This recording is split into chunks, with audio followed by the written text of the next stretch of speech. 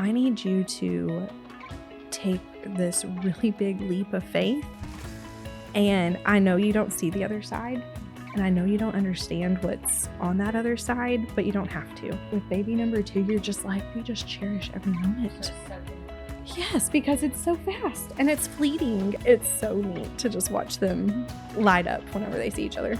We're open books. Like, give me all the recipes now. We are not gatekeepers. We are not, because the thing is it's so good for you. Hey friends, this is Betsy with the Wildly Seen, Totally Loved podcast. On this show, we talk to real people about what God is doing in the hard places of their life. We know these testimonies are going to encourage your faith, so we hope you enjoyed today's episode. Big shout out to Top Hand RV Park for being season 4 sponsor of Wildly Seen, Totally Loved. All right, welcome back to Wildly Seen, Totally Loved. We're so excited to have guest Kelly Ann Brown with us today. So Kelly, introduce yourself. Well, I'm so excited to be here. Yes, we're glad to have you. Yes. A little about me. I've been doing this this book study, Bible study. It's called Mind, Body, Soul. And in it, it talks about who are you? And a lot of times we try to associate ourselves with our jobs and with what we do on a day-to-day basis. And actually, the point in the book is you are a triune being created in the image of God. So you are mind, body, soul. Mind, body, soul. And so anyway, at the end of the day, I'm mind, body, soul, created in the image of God. And yeah. I love that you said that. I love that. So it's just been, I've been reading this book since being on maternity leave with my baby, and it's just like mind-blowing. So that's kind of been my thing over the last few weeks or months. But I'm a mom. I'm a wife. I'm a wife first. Griffin Brown is my husband, and we have 2 little babies. One is 2.5 years old, and the other is 3 months old. So, which is so fun it is season. So fresh. It's so fun, and it's so neat to watch them interact with each other. Luke has just started. He's the baby. He's just started to really interact with us and with Thomas, and it's so neat to just watch them light up whenever they see each other. That's so cool. I feel like you're in the stage of every couple of months, it's something new and more fun. It's going to be more fun and more fun along the way. Yeah. It is challenging. It has its challenges. Sure. But those ages of babies and watching them grow is so neat. Something nobody really prepared me on with baby number 2 is that you've already seen it happen so fast with baby number 1 that with baby number 2, you're just like, we just cherish every moment. You start soaking it up. Yeah. Yes, because it's so fast and it's fleeting. And anyway, so it's like, I don't know, it's pretty precious. I'm also a county extension agent. So I live in Throckmorton, but I drive to Haskell every day for my job. So I am the family and community health extension agent in Haskell County. Cool. And then I also it's more of like this is how we serve God, is like we've started doing Girls Who Mill, and I'll talk more about that if y'all want me to. Yes, we want you to. My mom and I just had this burning desire to share about milling flour. And anyway, so we're very passionate about that. And anyway, so that's kind of our off to the side. We do this Girls Who Mill. Yeah. And y'all go to different places and teach people, kind of like Sue Becker does. Yeah. Y'all kind of. We do not at all compare ourselves with her. She is she's the OG. Yes. But also I've been to your, different events, and it's amazing. And I learned a ton. And I used literally this week your mom's bread recipe and made fresh milled wheat bread for my family, and everybody's eating it, and it's good. And that's the thing is people think, whole grain, I don't know. And then they try it and they're like, whoa, everybody likes this. It's really good. Yeah. I'm a miller too. Yeah. Christina's way deeper in than me. I do my bread and that's about it. And she makes chocolate chip cookies and cinnamon rolls, which I can do, but she does. So I'm like, why would I? I'll just go get one of hers. She always has an extra running around, Of course. Yes. And that's the best part of it, is that it's not really that hard to share it.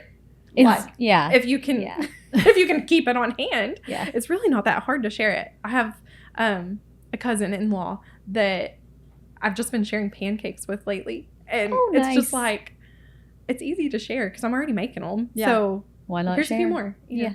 What's your pancake recipe? What? I know. I was wondering the same thing. Yeah. Y'all, this is hilarious. So we actually made this morning. Me and Thomas asked for pancakes yesterday. It was too late in the process of making breakfast. So I said tomorrow. He pretty much has the recipe memorized. He's 2.5. Gosh. I almost forgot the vanilla, and he reminded me this morning. Vanilla. Nice. Nilla, actually. Nilla. Nilla. 1.5 cups of flour. 3 tablespoons of, I use honey granules for my sweetener. Mm-hmm. A teaspoon of salt, a tablespoon, 1 3/4 tablespoon of baking powder. I do a dash of vanilla. I don't even measure it. And then I'm forgetting something. Are there eggs? 2 eggs and a 1.5 cups of milk. Nice. That's pretty not easy. hard at all. Okay. No. Yeah. We're going to have it's to fast. do that. Yeah, Yeah. for sure. Yeah, I need it's to write that fast. down before you leave. Yeah. I'll send you a picture of it. Okay. Yeah. Perfect. Sounds great. And that's the thing. We're open books. Like, Yeah. there Give are me all the recipes we now. are not gatekeepers. We are not, because the thing Yeah. is it's so good for you. Yeah. So I'm not going to say you can't. Okay, You can't you've have my told me recipe. before, but tell for our listeners. What are the health benefits of the fresh mulled wheat? Like, what were you going through?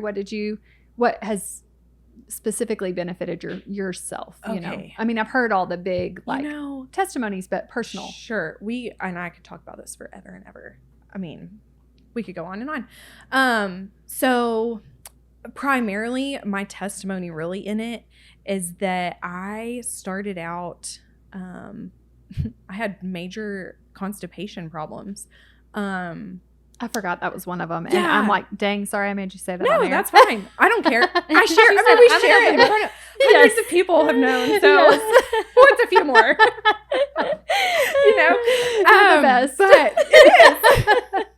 I love it. And it's a real life. And you know, Yeah, everybody the deals with further that at some the point. further I Yes. get into health, I'm like, if you've got constipation, you've got other problems too. Yes. Yeah. So let's get past that because that's important.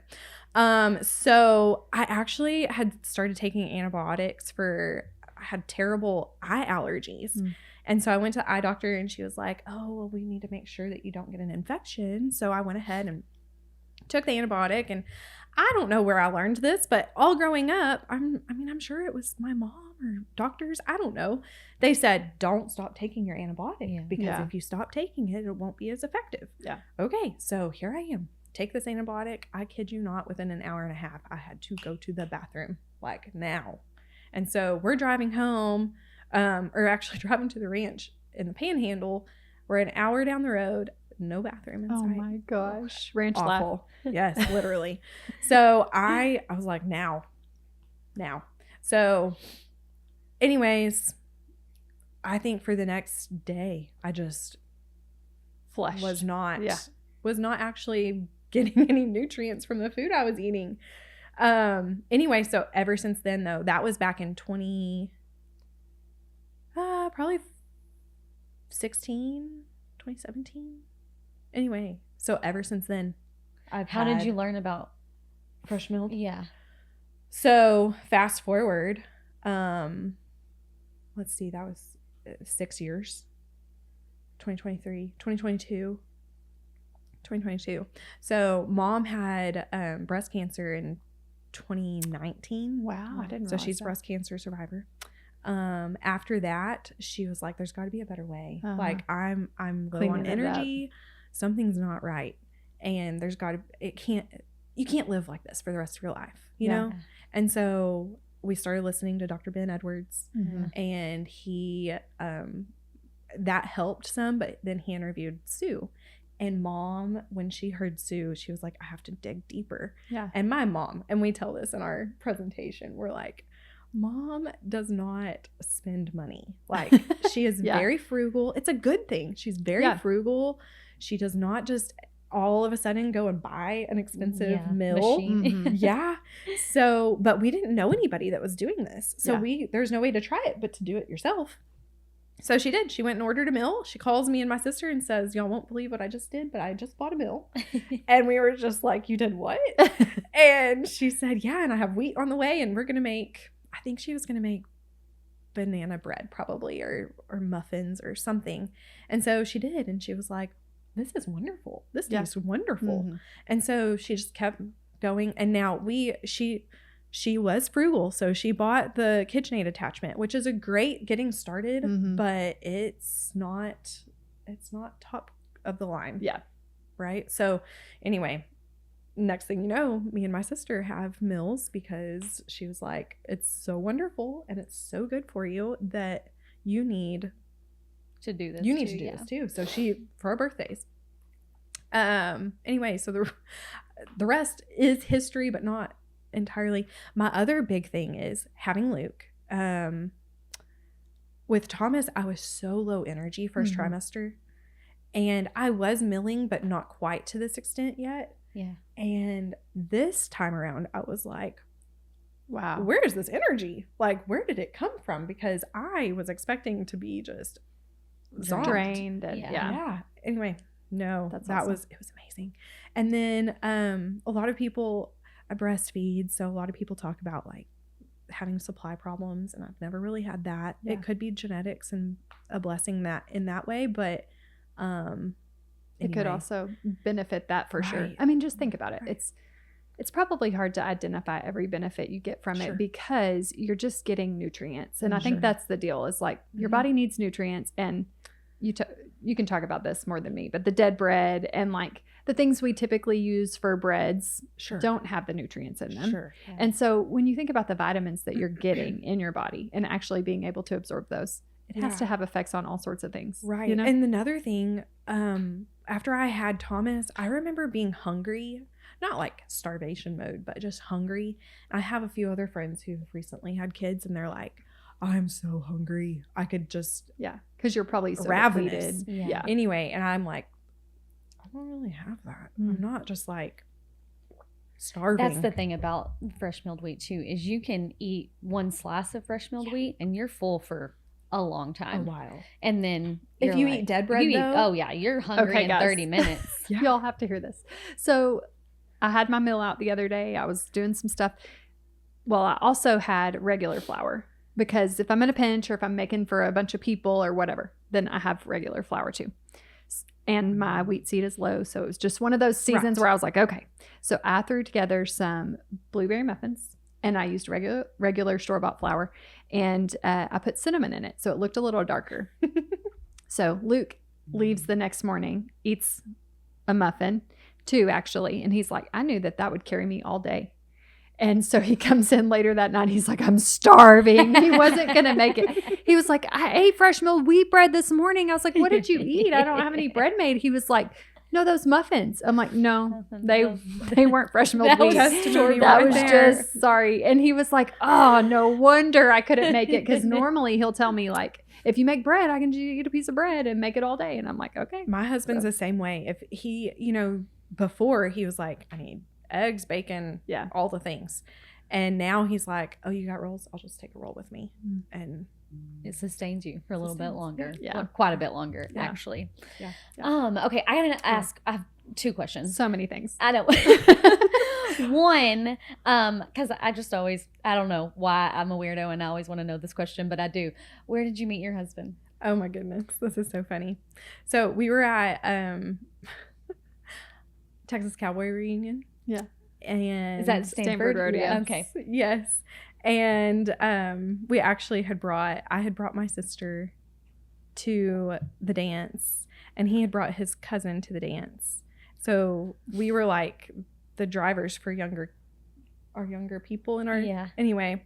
So he's standing off to the side, and I was like, oh my gosh, who is that handsome guy? Like, he is so good looking, and where's his wife? Yeah. And where are his kids? Like, we're not really old enough to have wife and kids at this age, but he looks somebody's got to marry him up. I know. I was like, where is his girlfriend? If I was his girlfriend, he would not be standing there by himself because somebody would snatch him. That's adorable. So anyways, his cousin was in our group of people that we knew, and he was like, what are y'all talking about? And I said, and then one of our friends said, she thinks that guy over there is cute. And he goes, that's my cousin. No, it's not. No, it's not. And he said, yes, it is. I will introduce you.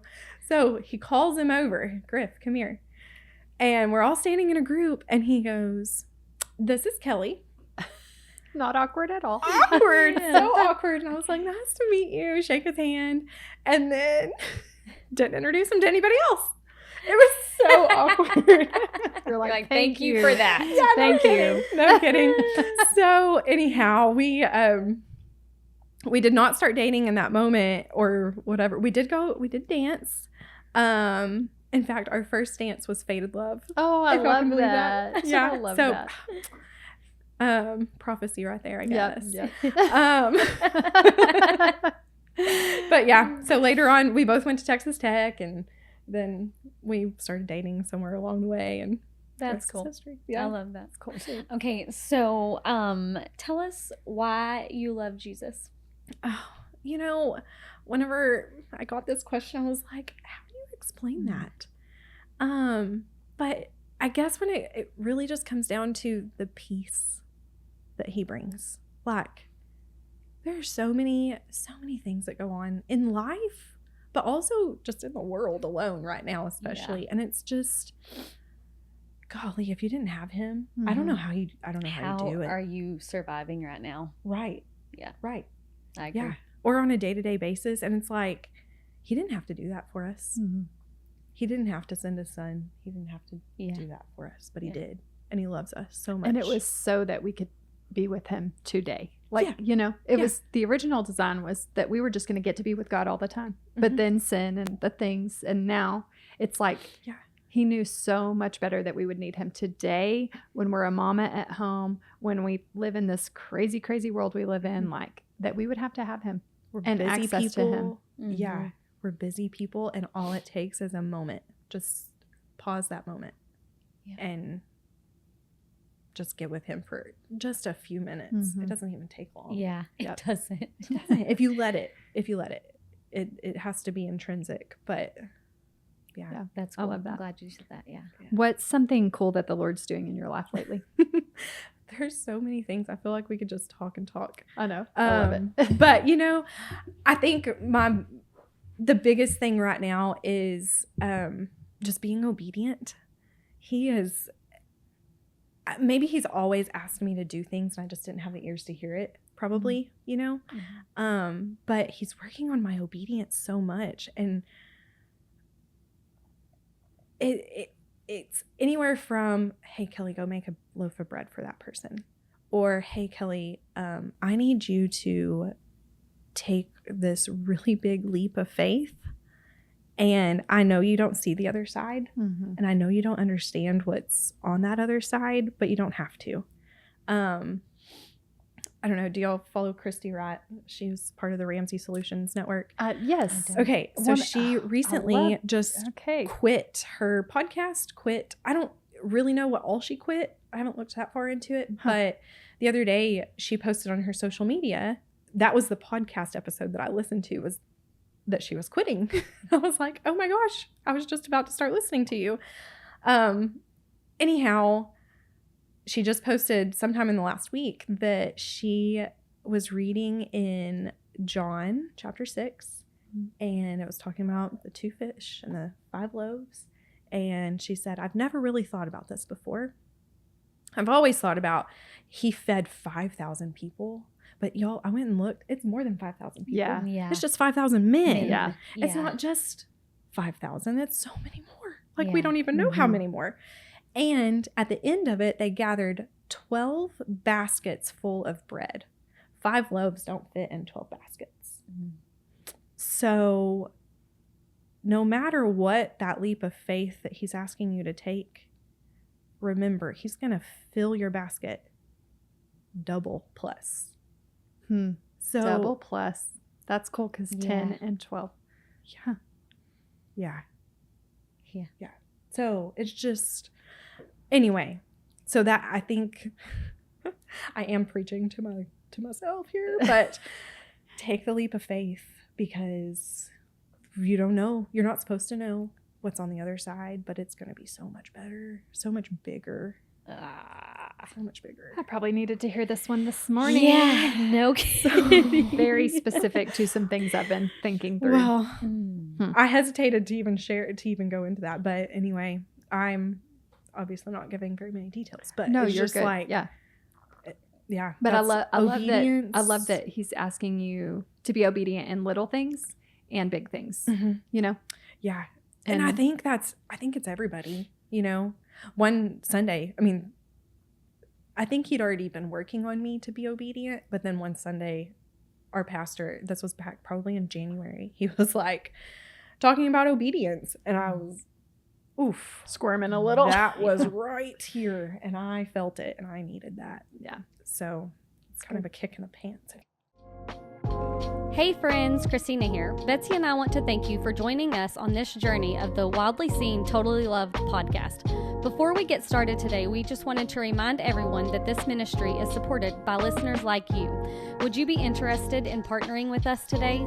Wildly Seen, Totally Loved is offering sponsorship packages that will promote your business on our show and are also accepting donations. If you would like more information on sponsorships, please send us an email to wstlpod@gmail.com. Find our donation link and email address in the show notes below. Thanks again for listening, and we hope you enjoy this conversation just as much as we did. I really think that we were talking earlier just of like the world is in revival right now, and I really think that that's something he's calling us to is as a body of Christ is some deeper obedience within him. And I feel it. I mean, I don't know. I could be speaking for just me and you, because I feel like a draw to be a little more, not a little more, but just to be more obedient, to open my ears more, to open my mind more, to trust him. Yeah, to trust him. When he's calling you to do something, it makes you kind of like cringe. Yeah. Like, are you sure? Yeah. Are you really I don't sure? really know about that. If you are sure, I need you to show me a sign. Yes. And then he does, and you're like, okay, that's maybe. What do I do now? I have to do it now. You know, like, who was it? It's right. Gideon. How he lays the fleet. Like, he asked for so many signs. It's like, Gideon, get on board, man. Like, the Lord's shown you 12 different ways. Yes. You know? How many more times can I? Yes. Yeah. But the other thing is that no matter what, he's going to get you there. So if you don't go the easy way, if you don't go the easy way, you might go the hard way. Get you there. It just might not be it. The first route would have been a lot simpler. That's good. So, well, we brought you here. The purpose of today's podcast, and I could have said this in the beginning, I guess, but I've just enjoyed visiting with you, and this is just going to get better and better. I know it. But the main thing is, like, I just feel like women struggle to feed their families and provide for their families in all the different meals you have to prepare and the busy schedules and all the things. And so we just wanted to give some practical, like, thoughts and advice and recipes, and that's part of what you do as a county extension agent, right. And so, and then plus add in the fresh mulled wheat, it's like a triple bonus, right? So tell us, did you come from a cooking family?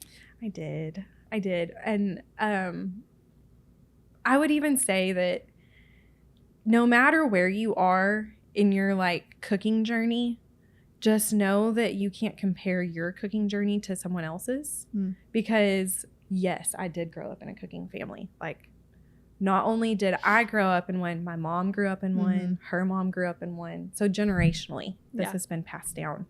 And I think that that's really important, because a lot of people, they're like, oh, I'd never cook. I never cook. We always eat out, or we always buy something from the freezer section.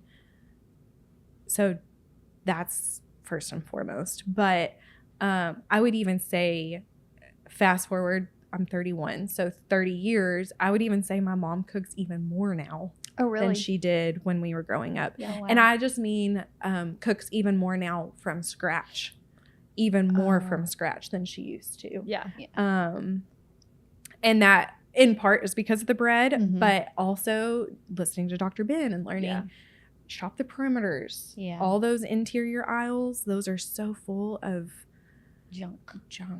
It's so, yeah. All of the processed foods. So if if you've got a label on a food product that is a lot of words that you don't know, maltodextrin, you know, like if it's got a word like that, then you probably don't need to put it in your body. If you don't know what it is, first and foremost, you know, as soon as I see it, there's a brand of chips. I don't really like market brands, but so I won't say the name, but everybody will probably know. Made of cassava flour. Yeah. And if you look at the ingredients on their chips, whether it's potato chips or tortilla chips or whatever, you pretty well that's know all that's in there. Like you can read every ingredient, and it's a food source ingredient. Yes. Yeah. And you're just like, oh, I know what that ingredient is. Yeah. You don't have to go and Google, like, are we sure that's an okay? That's why I buy H-E-B Organics. I mean, there's some studies out there about organic stuff now and whatever. But because I can turn the label over and see, even if it's like, and I use this example a lot because I buy pasta rings, which is SpaghettiOs, but it's H-E-B Organics. And you can read tomato sauce.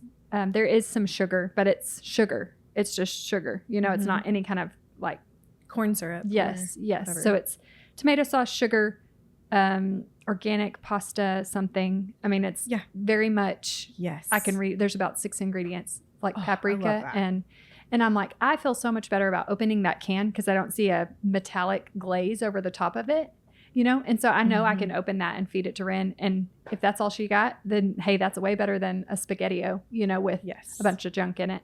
Yes. And so, regardless of if you think the organic is the way to go, and it is a little bit higher in cost, but at H-E-B, not that much. That's why I choose that, because I can see all of those things, and it's a big deal. So I think, I do think that growing up in a family that cooks helps, but I don't think that, you know, if you didn't grow up in a cooking family that you're doomed, you'll never be able to cook. That's not true. Because even, I mean, as simple as that, you know, being able to read a food label. I grew up in a cooking family, and I struggle to cook. However, I've told myself this time and time again, like, I don't know why I fight it so bad, because once I get in there and do it, like, for one, it helps occupy my mind, and it's me serving my family, and I love to serve my family. And so, like, when I cook something and it's actually good, I'm like, oh, that was so good. There's some fulfillment there. Yeah, there's fulfillment there. But it's like I have a mind game that's like, I don't want to do that. I don't like doing that. I'm one of the people in the grocery store who is reading ingredient labels. I always get crazy stares sometimes of like, would you go, lady? I'm trying to get by you. When you're in H-E-B and there's 700 million people in there and you're reading ingredients. Or they aggressively pull their cart around you. You know, it's like, excuse me, I'm sorry. But I did come from, like, my grandma home cooked every meal. I think in my lifetime, growing up as a kid, going to my grandma's house, we may have ate out once or twice over the years. And my mom cooked all the time. We rarely went out to eat. Now it might have been like Hamburger Helper and barbecue weenies and things like that, but she cooked at home all the time. And I just don't have it in me. I'm getting better, but you know what's interesting too, I think, with the economy the way it is, and I've talked to a lot of people lately who are like, we are struggling financially. And I mean, it's just the reality of everything is high. But Luke and I've talked a lot about, like, if we just cut out eating alone, like from our budget, if we cut eating out of it, it would be just a game changer, you know. But on the go, that's the double-edged sword there. If you live on the go, you have to either really prepare and have that food ready with you, or have it prepped where when you come home, it's like ready to go, or whatever. So I know there's a lot of balance in all of that, but speak to that a little bit, like busy lifestyles. What are some tips and tricks? You have a baby, like you have a 3-month-old. That's a lot in itself. And it's 2.5-year-old. Like, that's a lot in itself. Yeah. So how do you manage your kids at the ages they are, your job, your husband, and getting your meals on the table? Well, I'll first say I am a normal person, and I struggle too. Like, it is not, it is it's a muscle that has to be like flexed. You have to grow that muscle. But in preparation of coming back to work, what I did is just, I told somebody the other day that I'm basically stuck in just this rotation right now until further notice. And that's okay. It's okay. Because it's a busy season and it's totally okay. And what I did is I just put recipes on my list of things that I know how to do. I don't have to look it up somewhere. That's good. I don't have to like, if anything, I might have to thumb through my recipe box and pull out my recipe card. But that's a lot easier than looking on your phone, and then you get distracted and all the things. So like Monday nights we have pizza. Tuesday we have tacos. Wednesday we have, we have a set thing. Yeah. Mom helped me meal prep a few things before to put in the freezer. So I've got those for like last minute. Didn't get a plan together for tonight, or I have a meeting tonight. And I just need Griffin to be able to pop something in the freezer, or from the freezer to the oven, and we'll go that route today. But I think find something that you know already and make a plan. Always make a plan, because those are the nights that are stressful when you don't have a plan. When you don't have a plan, yeah. Especially if you have beef in the freezer or some kind of meat in the freezer and you didn't set it out. That kind of throws everything off. Yeah. So try to have a plan as best you can. But also just having that set meal plan. And I fall back on it so often. Leftovers. I was not raised in a leftover family. Like, we cooked something new every night. And me and my mom and my sister would eat leftovers for lunch the next day. But that night we were probably going to have something fresh on our plates.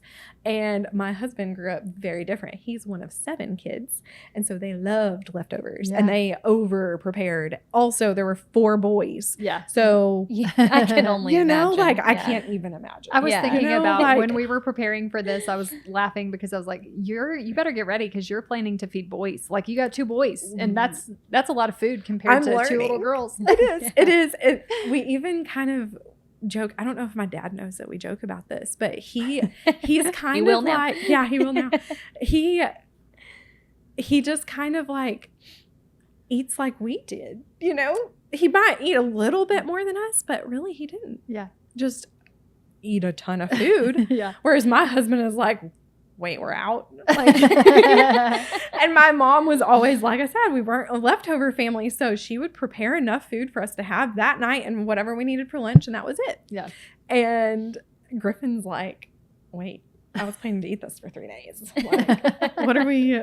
And also, we ran out tonight and I'm not full. I didn't get enough to eat.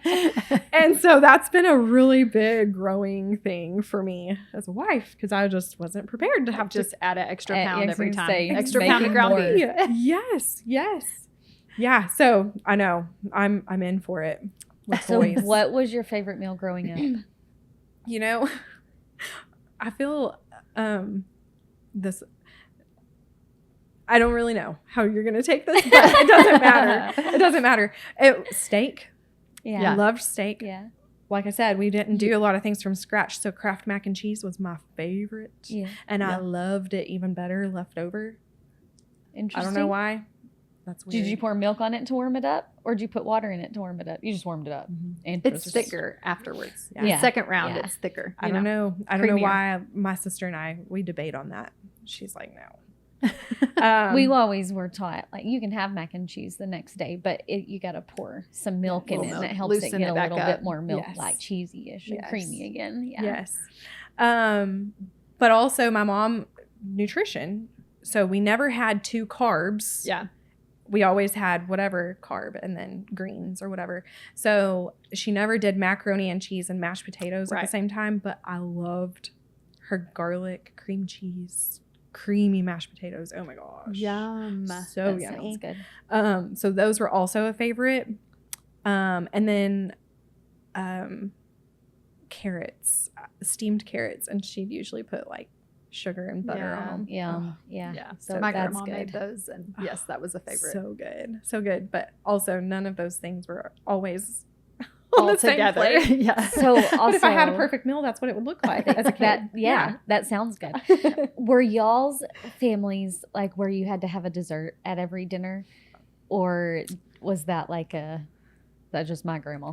My grandma did that. My great grandmother would do that, and probably my grandmother would have too, but not my mom. She was like, no.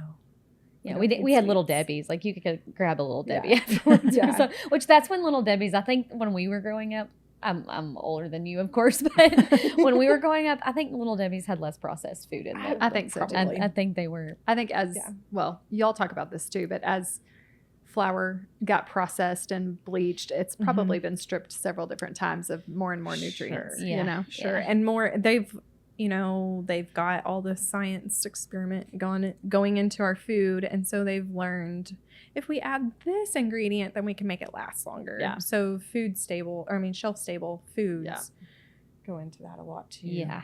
Yeah. Yeah. No, back to the desserts, because my little grandma just passed away, and so we got to nod to her real quick because she's just, man, one of those ladies. And she had a dessert every time we were at her house. Like the bar was covered in banana bread or cookies or whatever. And so I just think all the time about her common recipes. And I always thought, gosh, how did she always have all this on hand? But it's things she always it was easy. And so I've started making some of her recipes and tweaking them and like adding fresh milled wheat or, just different things. And I'm like, this is so easy. She chose these because they were easy. Not because they were fancy or our favorites. And everybody loves them. But everybody loves them. Yeah. And so anyways, I appreciated that about her. I was like, this is not like she bakes this pastry that's unattainable for anybody. Sure. This is like, mix it up with a spoon, throw it in a pan and go on. And that, Maggie was making cookies the other day and she was trying to just mix it all in one pan with a spoon, because that's all my recipes are like that. Like I don't usually do anything that takes getting Lots out the of mixer, dishes. So I had to remind Maggie, hey, cookies, they don't make cookies unless you get the mixer out and like beat the sugar and the butter, it has to have that step. A quick bread, you can like get away with a spoon, but not this. Right. Yes. So anyways, we've had all the kitchen conversations about my grandma lately and just all the good thoughts of, banana bread. And anyways, we had to mention that. My grandma was, it was like ice cream. Like she had ice cream, she would get the cones and she'd teach us how to like put stuff in the bottom of the cones and then, put the ice cream on top of it. I mean, it was simple, but it was like she always kind of had something. She had the best fried okra. I loved her fried okra. And the art of frying okra, goodness, that's not something I ever do. I still can't. I've got to buy, if I want frozen okra, if I want fried okra, it's going to have to be like a frozen okra. Yeah. It is hard for sure. I made fried squash the other day, and I, again, was just thinking about my grandma. I was like, this was a regular occurrence at her house because she had a garden and she went out and picked the squash and she had to do something with it. She wasn't going to waste it, So she'd can it or she'd slice it and we'd fry it every night if she needed to. So okay, so you have more time on your hands and you're like, I'm going to cook this favorite meal of my family's. What is it? Chicken fried steak. Yeah. Every time. Do you use your flour? I do. Yeah. Yeah. Fresh milled flour. How? Talk to us about that. Tried. Yeah. So, let me think about this for a second, because just recently I've been watching Kent Rollins. Have y'all heard of Cowboy Kent? Yes. I have not. Okay. So he has a chuck wagon and he has a YouTube channel and talks about cowboy cooking. Anyway, so he was talking about how if you add cornstarch into your flour, that it will stick. Oh, interesting. So, anyway, I do feel like it's helped. How much do you add? Like a tablespoon. Do you use the hard or the soft? Let me think about this. I think I use soft. Soft with cornstarch. Oh, really? Yeah. I would have thought hard. I think we tried hard and it didn't work. And then maybe Corey tried soft and it worked a little bit better. But maybe if we add the cornstarch in it. The last couple of times that I've done it, I put all my meat into a bowl, added my milk, added vinegar to kind of make a buttermilk for it. And I think letting it soak in that, well, first of all, I think it tenderized the meat a little more. But then second, I think that it just created this like, I don't know what to call it. Sticky outer layer. More sticky. Yeah, that's a good grasp onto way to it. say it. Yeah. And Interesting. so then I just take it from that pan and I let it sit there for, I mean, you can put it in the fridge and let it marinate for as long as you want to. Huh. But I do think that helped. Interesting. Okay. And then we fry in tallow. I was going to ask you what you used for oil. Yeah. Yeah. We fry in tallow. We've used lard before. We just really like the flavor that tallow gives it. Where do you get your tallow? So we, my husband ordered this big box, huge. We thought we'll never need tallow, ever, on Amazon. But be careful because when it ships, if it's too hot on the upstruck, it's gonna melt. So just know that. We kind of learned that the hard way. And I've heard make sure it's a pure tallow. Yeah. There's some out there that are like, they'll say pure tallow, but you really got to check. You really got to look at your ingredients list. Yeah. Absolutely. Yeah. So that's what we did the most recent. Griffin has also rendered ours down before our fat and made his own tallow. So if we're doing that, that tastes the best to us, but it's very time consuming. And where do you get your wheat? I order from Sue Becker. Do you? On Bread Beckers. Yeah, I do. For listeners, don't order breadbeckers.com because then you'll pay $50 in shipping for one 6-gallon bucket. That's what I've heard. Yeah. Go get on her co-op. Try to get on the co-op. Yeah. Yeah. Yeah. breadbeckerscoop.com. And that's where you'll find the co-op stuff. If you just go to breadbeckers.com, you're going to be able to buy it, but with the $50 shipping. Yeah. I don't know if they do per bucket. Not worth it. Yeah. Don't. Yeah. Yeah. I agree. Get on the co-op. Yeah. And you can there's a clean one on Amazon too. Yeah. You can get. I can't remember. Palouse. You can get that on Amazon too. Yes. It's a good one. Yes. It's And clean. then if you have a local farmer and he's willing to share his grain with you, do it that way. You know, I feel like we'll see where this world takes us, but I just feel like we're about to start seeing more farmer direct to consumer. Yep. Just because, well, for one, these poor farmers, who's making the money? Mm-hmm. They're not. Yeah. Not by bushel. It's crazy. Yeah. It's crazy one 6-gallon bucket is about $60.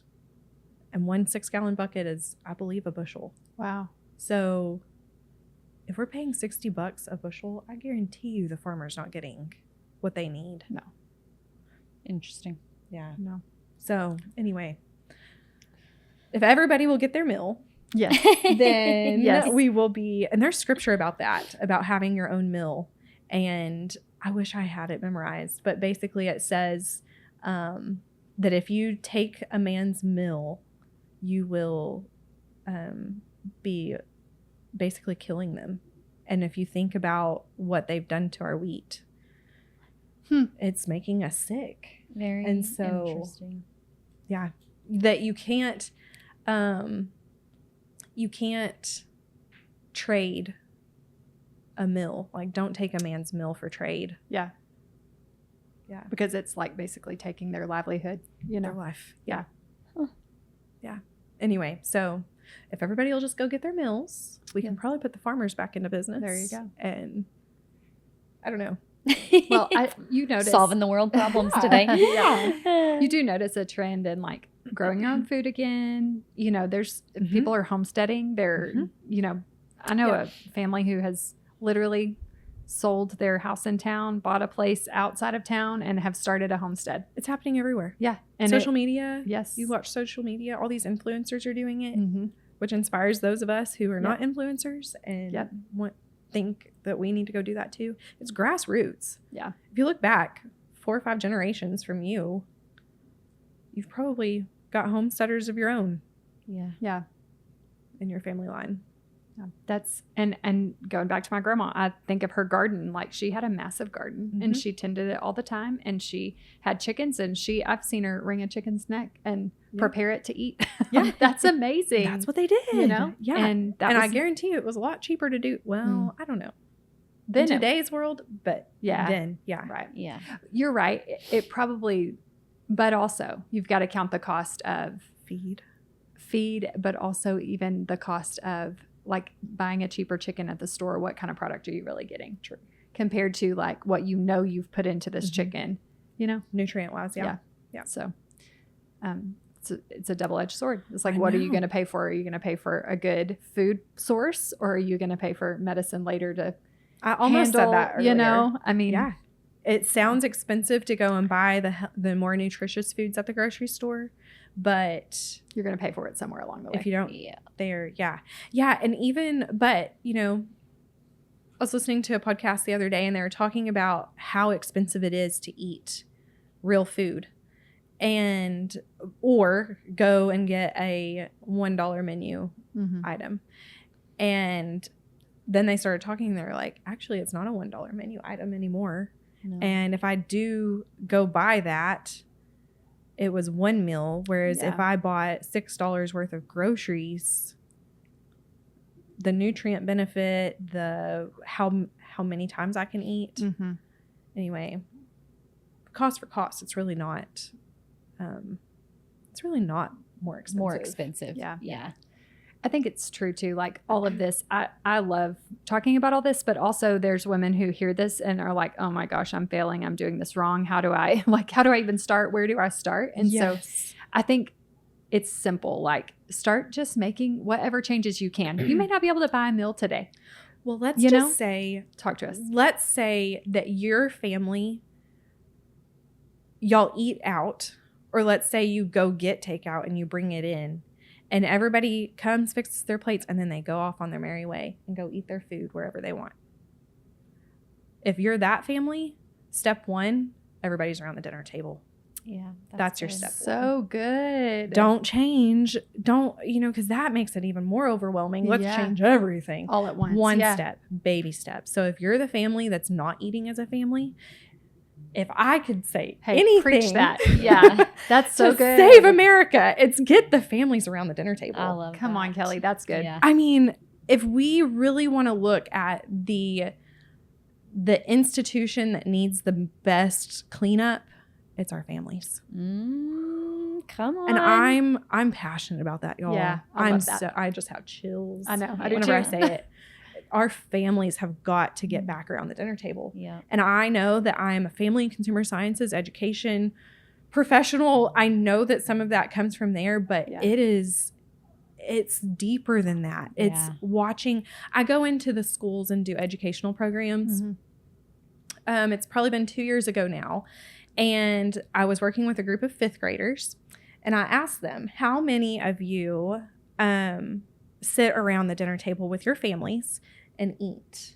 There was a group of about 40, and out of those 40, 3 raised their hands. Wow. 3. And I was like, why are y'all not eating around the dinner table? And they just, well, we're busy, or I don't want to. And so then I'm like, okay, well, tell me more about that. Why don't you want to? And they don't want to be around their family. And I'm like, And these are 5th graders? 5th graders. Yeah, so that would make them 11. Yeah. That hurts my heart. Hurts my heart so bad. And that's the enemy. Yeah, I was going to say, all he wants. I think that you were just talking, and I was thinking that's where you battle spiritual warfare is at the kitchen table. Absolutely. And I have not been the best at doing that, but as our eyes have been opened more and more in the last 5-6 years, it's like I think spiritual warfare can be battled at a kitchen table. I do too. With your family. I do too. We try to start breakfast at the table. We all eat random different things. Sure. And we try to do supper at the table. And it makes a difference. Yeah. It's where we check. Well, I will say we came in one night and we were all fried. So we were all fussing at each other. But I finally got everybody to bed and I was like, whew, we did it. And there's gonna be those days. Yeah, there's gonna be so those days. I'm not saying and we don't giggle out of the fact that we just giggle because we've been there. Yeah. Like okay, we're gonna do this again tomorrow. Like, yeah. But also that night I tucked Maggie in and she noticed. She was like, gosh, I just feel like I got in trouble the whole night. And I'm like, well, we were saying like, our attitudes, like we did not handle everything well either as parents, but also like everyone's attitude. Everyone was exhausted. Ren was sensitive. You were mouthing at her, like just all the things. And I said, so it's okay. We all have bad days. Today was a bad day, and it wasn't a bad day, but it was like today was just tough. Everybody was fried, and we're good. And tomorrow will be a new day. Sure. Nobody's in trouble. Everybody's just on the end of their, day. Yes. His mercies are new every morning. Exactly. Right. That's Thank right. goodness. Thank Yes. goodness. No, but I love that you said that. That is my favorite thing we've talked about so far because it's very true. It is. It is. I am so passionate about that. And do you have a favorite scripture that's just family related scripture or even feeding your family scripture? Sorry, that was kind of off the cuff, it was. But The first thing that comes to my mind is talking about gluttony and that you should put a knife to your throat if you're given into gluttony. Yeah. And I just think that if you are a gluttonous eater, if you are eating so much more just out of the sheer fact of eating, like maybe you're just bored, maybe if you're in college and you're studying, or if you're... It's a coping mechanism. Yeah. And you're just... Yeah, it's gluttonous. And we, a lot of times, don't even talk about that being sin. And it is. I mean, it's almost an idol in its own if you're just given to gluttony. Yeah. Yeah. It's a good one. So maybe not necessarily around family, but I do think that can go hand in hand. Because a lot of these kids, that was another question I asked them. Well, what are y'all eating for dinner? I go to the snack drawer and I pull, or I have Takis and I'm like, well, where are you eating them at? I take them to my video game. I go watch video games and eat Takis, and that's my dinner. Takis. Every time I see a kid, including my own, because they're old enough, they buy their own snacks now, and they walk in with Takis, and I'm like, stop eating those. And Chloe has this. She's my one that's 20, that's a senior at ACU, and she has this new saying to me now, is like, oh my gosh, I lost it. What was it? Oh, can I just be around you without being lectured one time? Like, I'm like, it's not a lecture. I just said stop eating it. Or I'm like loving just you random through this. things. Can I just be around you without being lectured one time? No, you know what? No. Not if you're eating tacos. I will always, I said, that's not a lecture. That's calling you up into greatness. Like, I will always call you up. Takis do not fuel your body for greatness. No, they don't. They don't. It's true. So we've talked about just like feeding physically, but how do you feed yourself spiritually and your family spiritually? Well, if I can't get up in that morning and do that morning time with God, my whole day is off. Not just, I mean, even just the morning, getting the kids up, getting them ready and all the things. If I don't get up, it starts there, then it leaks into my day at work. I can't focus and get my job done. Then it leaks into all the things. So it's like, if I can't get that morning time, and whenever I say morning time, I'm like, either I'm reading scripture, I'm journaling a lot. Yeah. It may just be that I want to say the word meditating, but and I guess that's a good word. I don't know, but just focusing on what are the lies that I was believing from yesterday. That's good. Yeah, because a lot of times, perfectionism is something that I deal with on a daily basis. And if there is something that went wrong yesterday and it's carried into today, that's what I'll meditate on. Yeah. Lord, what's the lie? What did I believe yesterday that is throwing me off today? That's a good word. It is. Don't carry the lies of yesterday into today. Yeah. Yeah, that's good. I'm passionate about that too. But yeah. And then if I don't get that morning time, I have a 30-mile commute. So I will usually turn on a YouTube video that I'm listening to. I'm not watching it.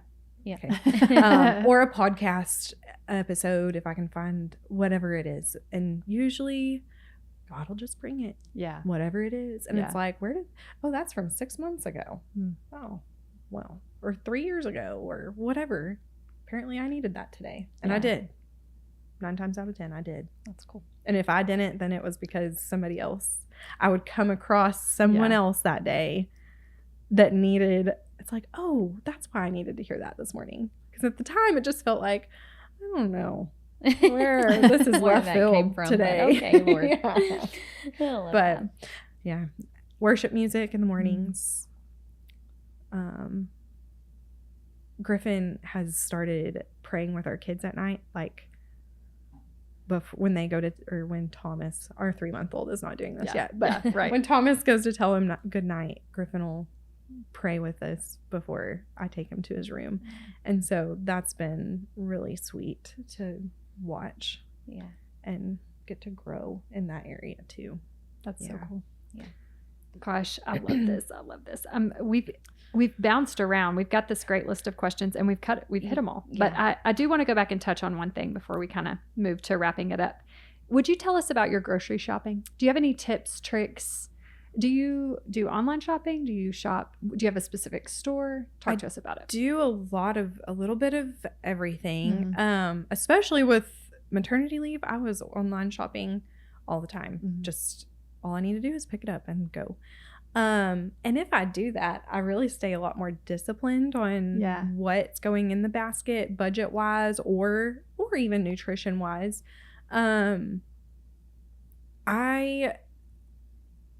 I said this earlier, but going around the perimeter of the store is my biggest tip. Like, there's nothing better than sticking to those outside aisles. You're pretty much looking at your skip the bakery. Go to your fruits and vegetables, shop your meat, cheese, dairy. I shop at United. I don't mind shopping in other places, but I'm a creature of habit. Where do you shop? Where's your? Usually, because you're kind of in a weird spot. Kind of everywhere, y'all. Yeah. It kind of depends on where I am. Graham is close enough that, and it's not like a drive-through town. And then, if you come to Abilene, you feel like, well, I should go to HTO. I should go to stops. You should. Yeah, because we don't have that at home. Right. But a lot of times I'll go to Graham. It's a good thought. Yeah. Seymour is also 30 miles from us, so that's a good store. There are 2 grocery stores in Haskell, and then there's a grocery store. We have a little meat market in Throckmorton that's good, and he carries vegetables. He's only open during the week, so you kind of have to prepare, for your groceries over the weekend and stuff. Right. What's a must-buy product for you? Like, what is something every time you go to the store, you're going to make sure you get this thing? I feel like whipping cream. Yes, ma'am. Yes, ma'am. I appreciate never run out of whipping cream. Yeah. And even if I have 2 in the fridge, I'm like, nope, better buy another one. Because here's another thing. It lasts. Like, it's not going to go bad. Yeah. Because I'm going to use it. Yeah. And what all do I was going to say, what all do you use it in? Oh, my coffee. Me too. Yeah. I'm out. Like this morning, I used my last little bit and I was like, oh gosh, I've got to make sure I get this today. Yes. And our little grocery store in Throckmorton has a higher fat whipping cream. Oh my. It's a treat. That is awesome. It's good. So I use it there. I put it in my cream cheese for cinnamon rolls. So I'll do that with cream cheese and my honey granules. If I ran out of milk, that doesn't happen a lot, but if it does, or if I'm just running low on milk, I'll do half whipping cream and half water for my pancakes. Yeah. Have you had the heavy whipping cream biscuits in Sue Becker's recipe book? No. They're so good, and they're so easy. Oh my. Yeah, they're easy and they're good. If I can do it, anybody can do it.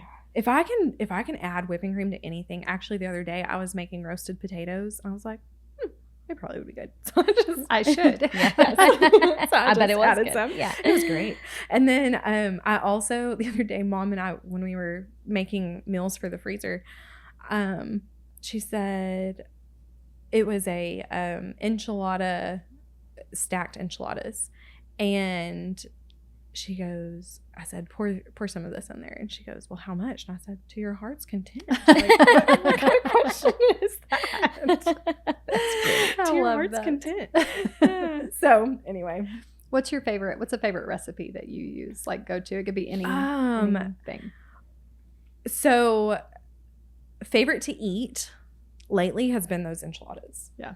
They're good. Share that with us. Yeah, okay. So what I need all these recipes for our show link. So this recipe is actually a modified recipe. I got it from a friend who uses all the canned foods. Yeah. Yeah. And so I've modified it from that. I need that. So what it is, I ground my hamburger meat like taco meat. Then I add some flour, and I use fresh milled. I don't buy all-purpose flour anymore. Yeah. I just have moved away from that. It's hard. And you're right. Like at first when I started, I was like, well, I'm not going to share my milled flour with other people. And now I'm like, oh, Kelly. I have had several people that's like, can I buy flour from you? Can I buy flour? I'm like, sure. Yeah. So anyway, up in there. Yeah. It's coming. Okay. I'm ready. I probably needed that little just nudge over the edge. I'm good. Corey will still go buy store-bought flour. I refuse to buy store-bought flour. He cooks more than I do, though. Yeah. So, but I'm like, hey, just tell me, like, I'll do the milling part. I'll clean the mill for you afterwards. I'll do it. Just tell me you need it, and I'll get the flour ready for you. So I actually have a friend. Actually, she lives in Albany. It's Corey Besner. I was going to mention her earlier. She will mill her flour. Yeah, we walk with her in the mornings. I want to move to Albany. Just drive on down. And we walk at 5:15. Okay? Or 5:30. I get up at 5:15. I will leave my house at 4:30. No. Anyway, so yeah, she mills her flour and just puts it in the freezer, and whenever Jeff goes in there to cook, he just I need to do more. I have some in the freezer right now because she taught me that too. So I do. And it keeps its nutrients for the most part. Yeah, if you put it in the freezer. So you're for a while, right? Like a little while, a month or so. Yeah. It's good in the freezer for 2 months. Okay. Yeah, I don't typically use it that long in the freezer because I'm a weirdo. Yeah, we all know. But I'm like, a month is that's plenty. I'm like 2 weeks. It's gotta go. Like we gotta use it. We gotta use that's it. good. Next time you have some that's been in there for 2 weeks, send it to my house. Okay. Thank you, ma'am. Appreciate that. Yes. So anyway, so I sprinkle. Sorry. I sprinkle that over the meat, and I don't drain it. So that meat, the fat, I use that as my roux. Yeah. And then I add my whipping cream in. And this is where you can get a little bit more creative. You can add more chili powder. You can add green chilies. We love green chilies in it, so I'll add green chilies. When you make that roux and add the whipping cream, that's kind of like your cream of whatever. Yes. And so the recipe calls for cream of mushroom. I never have cream of obviously, but I never have mushrooms either. If you wanted to do that, you could do that. Saute your mushrooms in with your meat, and then add your flour and your cream, and then you've got cream of mushroom. Yeah. Anyways, awesome. And then I've been making tortillas. So I'll put a layer of tortillas, a layer of the meat, cheese, layer of keep going. Layer up. I'll do 2 layers of it usually. Yeah. And then So favorite to cook though, I've been making tortillas. So tacos have been fun to cook. Yeah. It's kind of shortcutting that because then you don't have to do all the baking and all. But we just got this tortilla press that you press it and cook the tortilla on it at the same time. That's awesome. Cast Is it cast iron? Yeah. Yep. I need one of those. We have the press, but it doesn't cook it at the same time. I'm telling you, it is game changer. Where'd you get this? Amazon? Every time. And it's a tortilla press and cooker. We're going to need the link. We're going to need that link. I need ASAP. I need that. Yeah, it's good. My husband was the one that was like, you just need to get this. And I was like, oh, that's silly. I can do it. No, it has saved time. Yeah. And Corey is our tortilla maker, but I feel like if I had the press and the cook at the same time, I could become the tortilla maker. Yeah. Also, I would just say practice. It matters sometimes. Like sometimes it's worth your investment. Like you have babies that need you and your hands are not always free. So you do need to be aware of like, hey, I've got a short amount of time to make these tortillas. We got to knock these out, and that matters. So if you invest been in my yourself, home you know. last night, that is literally, I made tacos last night. So yes, that was the case. And actually, I made the tortilla dough over the weekend and then just put it in the fridge and waited until yesterday to bake them or to cook the tortillas. And it was so, I told Griffin. Do you roll them and have them in there rolled, or just the whole dough all together? Well, you could probably do both, yeah. either way. Yeah. But I did just the little balls, and then all I had to do was pull them out. And yeah. Mm-hmm. That's a great idea too. That was one thing I was going to mention, because I do cook quite a bit. And, you know, there's seasons where that comes and goes. But if I can be ahead of the game in anything, I do. So if I'm, and I stay at home, so I have this luxury. But there's times where I'm like, okay, gosh, I don't have anything to do right now. But what are we having for supper this week? So what meat needs to be thought out? What, are we having rice with something? Could I cook my rice right now? And then it would be ready. So when we come home from the volleyball games, I've got my meat cooked and my rice cooked. Sure. And then we can do Mexican bailon or, you know. So I think just things like that, paying attention ahead of time. Yeah. And just having your meat thawed out alone. Like the other night, I had 2 packages of hamburger meat in the fridge thawing out. And I was actually going to make burgers, but our plans changed and I had to go with the flow. And I was like, shoot, I'm going to have to pay attention and make sure I get that cooked. But then there was a night where Luke was home by himself and he grabbed hamburger meat and made his own meal real fast because it was ready to go. He didn't have to wait on it. He didn't have to defrost it. Sure. And so things like that matter. And they do. Yeah. I agree. Or even just like, if you're in a bind, buy a rotisserie chicken. Yes. And have it in your fridge and shred it up and figure out some, you know, make chicken quesadillas. That's still better than eating out. That's still better than, there's just little things go a long way, I think. And then if you can think ahead to, like, let's say you cook a roast, and you've got leftover roast, and I don't know why, but leftover roast just doesn't go over well in my house. Yeah. So I will usually shred it and then put it in the freezer. Griffin's grandmother always made roast salad, so it's like chicken salad, but you do roast. My grandma did that. Oh my it's gosh, so good. Is It's so good. It's so good. What's your base? Like mayonnaise. Yeah. It's mayonnaise. You could do sour cream if you needed to, but and sometimes I do both. And what do you put? Like what else goes in it? Whatever fresh vegetables.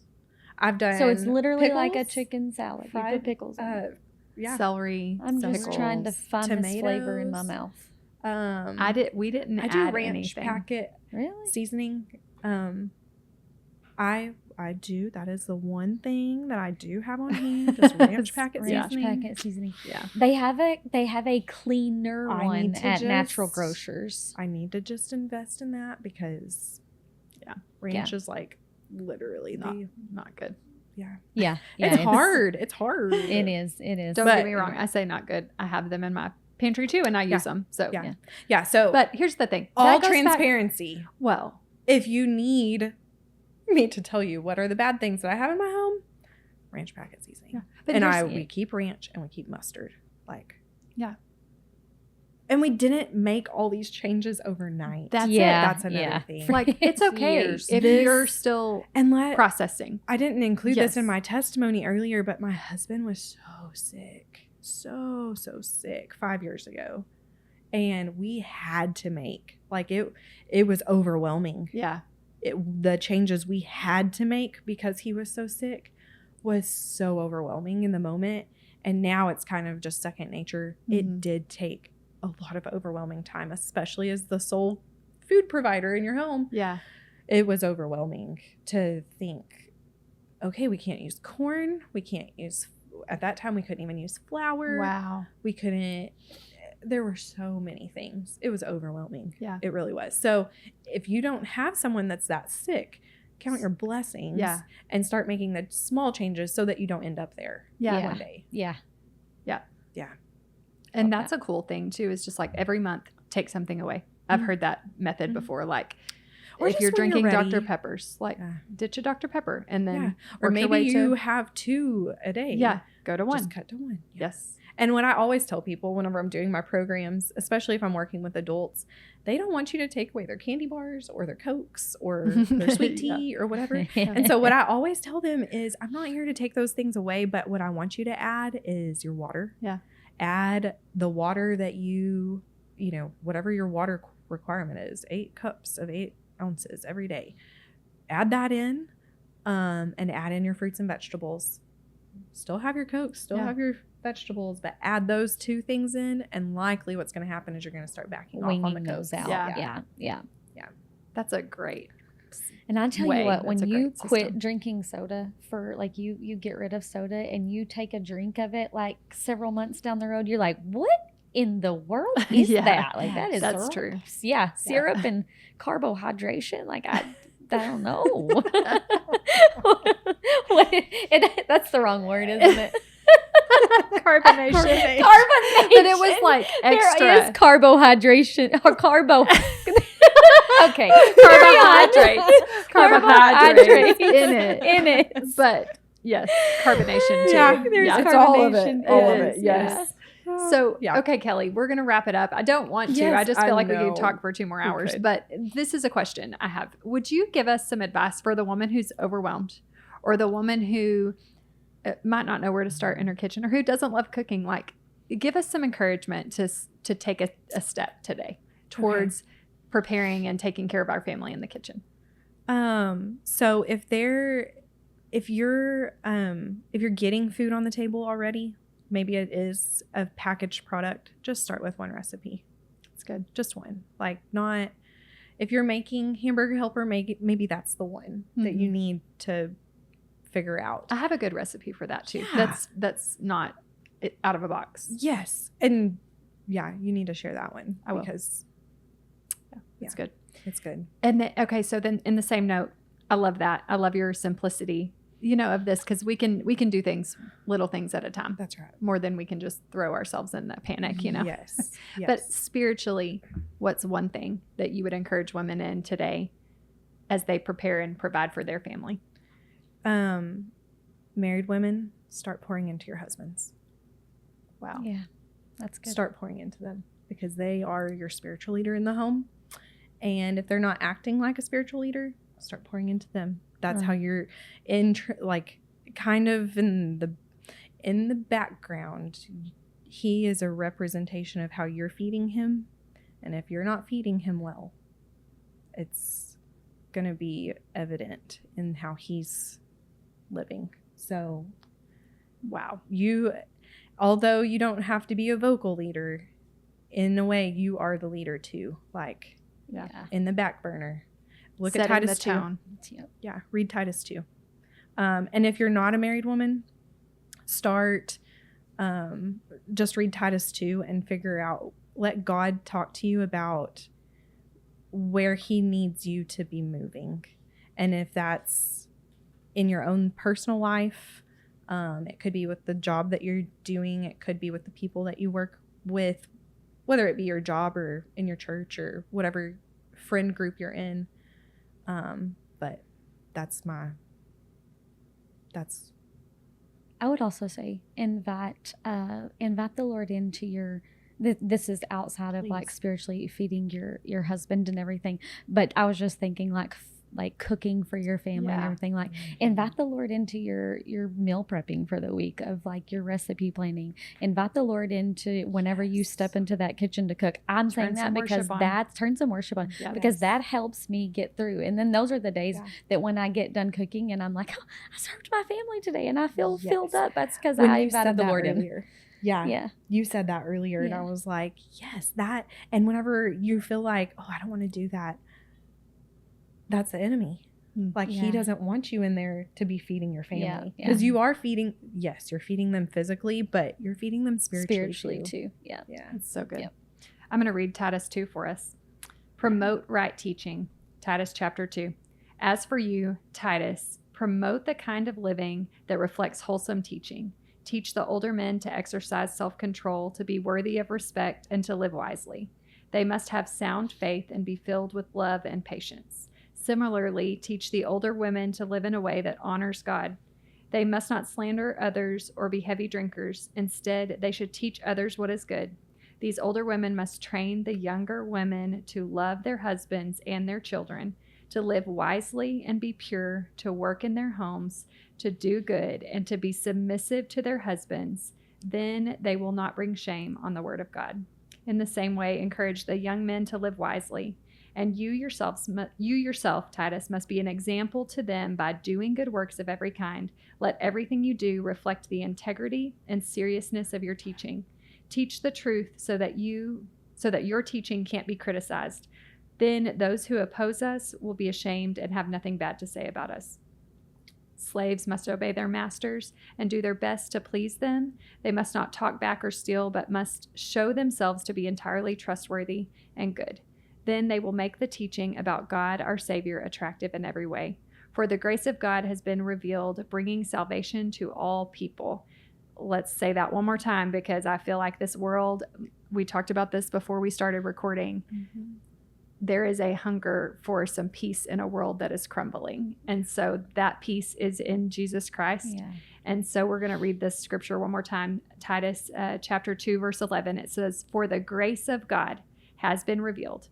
God wanted us so much that he made a way by bringing salvation to all people through Christ Jesus. And we are instructed to turn from godless living and sinful pleasures. We should live in this evil world with wisdom, righteousness, and devotion to God, while we look forward with hope to that wonderful day when the glory, that's a good one, of our great God and Savior Jesus Christ will be revealed. He gave his life to free us from every kind of sin, to cleanse us, and to make his very own people totally committed to doing good deeds. You must teach these things and encourage the believers to do them. You have the authority to correct them when necessary, so don't let anyone disregard what you say. Thank you for sharing that. The perfect way to close this thing up today. It is. So we're going to send you off, Kelly, with eyes up, mind steady, spirit stirring, and I mean it. Eyes up on the Lord. He is moving in you and in your community and in your job and in your babies and in your home. Yeah. Thank you. And man, mind steady on the truth of the word of God. And that Titus 2, right? Yeah. And then spirit stirring for the revival that's taking place. That's right. It's good stuff. My cup is overflowing. That's great. All right. Literally. We'll see you guys next time.